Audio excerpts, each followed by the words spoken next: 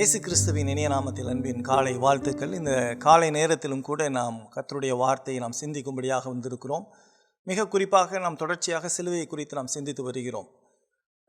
இதற்கு ஆதாரமாக 1 கொரிந்தியர் 2 அதிகாரம் 2 இயேசு கிறிஸ்துவை சிலுவையில் அறையப்பட்ட அவரே அன்றி வேறொன்றையும் உங்களுக்குள்ளே அறியாதிருக்க தீர்மானித்தேன். இந்த வசனத்தை நம்ம பார்க்கும் பொழுது அப்போஸ்தலனாகிய பவுல் சிலுவை குறித்து பேசும்படியாக அதற்காகவே அழைக்கப்பட்டதாக சொல்லுகின்றார். இன்றைக்கு சிலுவையை குறித்த போதனைகள் மிக குறைவாக காணப்படுகிறது. ஏன் சிலுவை அவசியம்? சிலுவை இல்லாமல் எந்த மனிதனுக்கும் மீட்பு கிடையாது. இன்றைக்கி அநேக நேரங்களில் நம்ம பார்க்கும் பொழுது அநேக இடங்களில் ஒழுக்கத்தை குறித்து தாராளமாக பேசப்படுகின்ற காரியங்கள்.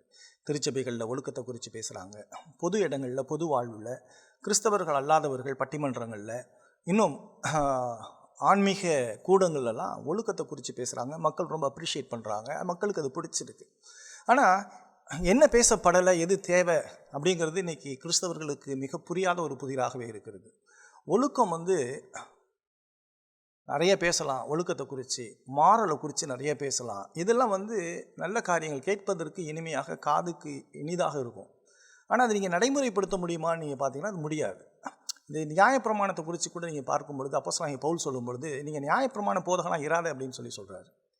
ஏன் அப்படின்னு சொன்னால் நியாயப்பிரமாணம் எந்த ஒரு மனுஷனுக்கும் ரட்சிப்பை கொண்டு வர்றது கிடையாது. ஆகவே தான் அப்போஸ்தலனாகிய பவுல் சொல்கிறாரு, சிலுவையை குறித்து நான் மேன்மை பாராட்டுகிறேன் அப்படின்னு சொல்கிறாரு. சிலுவை இல்லாத ஒரு போதனை ஒரு மீட்பை உண்டு பண்ணாது. வாழ்க்கையில் மிக மிக இன்றியமையாதது இயேசு கிறிஸ்துவினுடைய சிலுவை மரணம்.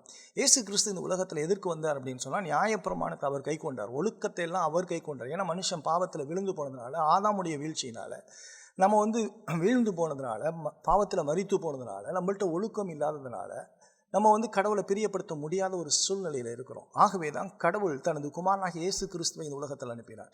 இயேசு கிறிஸ்து தான் பரிபூரண பாவம் இல்லாத கடவுள். அவர் தான் நமக்காக, உங்களுக்காக, எனக்காக சிலுவையில் மரித்து அடக்கம் பண்ணப்பட்டு உயிர்த்தெழுந்தார். ஆக நான் சிலுவையை குறித்து நான் போதித்தாதான், சிலுவையை குறித்து போதித்தாதான் ஜனங்கள் ரட்சிப்பை பெற முடியும். ரட்சிப்பை பெற்றாதான் ஒழுக்கமாக வாழ முடியும். ஒழுக்கமாக வாழணும்னா முதல் நீ ரட்சிக்கப்படணும். நீ ரட்சிக்கப்படணும்னா நீ இயேசு கிறிஸ்துவை விசுவாசிக்கணும். நீ இயேசு கிறிஸ்துவை விசுவாசிக்கணும்னா நீ சுவிசேஷத்தை கேட்கணும். சுவிசேஷம் யாரை பற்றியதுன்னா இயேசு கிறிஸ்துவை பற்றியது. இயேசு கிறிஸ்து யார்? அவர் கடவுள். அவர் திரித்துவத்தினுடைய 2வது நபர். அவர் பாவம் இல்லாதவராக இந்த உலகத்திலே வந்தவர். அவர் பிதாவினால் அனுப்பப்பட்டவர். அவர் நியாயப்பிரமாணத்தை பரிபூர்ணமாக கை கொண்டவர். உங்களுக்காக, எனக்காக சிலுவையிலே மரித்து அடக்கம் பண்ணப்பட்டவர். இவரை நான் விசுவாசிச்சாதான் நான் ஒழுக்கத்தை கை கொள்ள முடியும். ஒழுக்க போதனைகள் ஒரு மனுஷனை ரட்சிக்காது. கிறிஸ்துவை பற்றிய போதனை தான் ஒரு மனுஷனை ரட்சிக்கும். இந்த நாட்களில் நீங்கள் கிறிஸ்துவை குறித்து சிந்திங்க. கிறிஸ்து இல்லாமல் மீட்பு இல்லை. கிறிஸ்து தான் அவசியம். கிறிஸ்துவினுடைய சிலுவை மரணம், உயிர்த்தெழுதெல்லாம் அவசியம். அவர் தான் கடவுள். அவர் தான் பாவம் இல்லாதவர். அவர் தான் நம்மளுக்கு பதிலார்.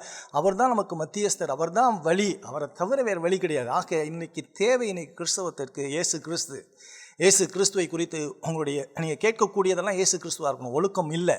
கிறிஸ்துவினுடைய சிலுவை மரணம் உயர்த்தப்பட வேண்டும்.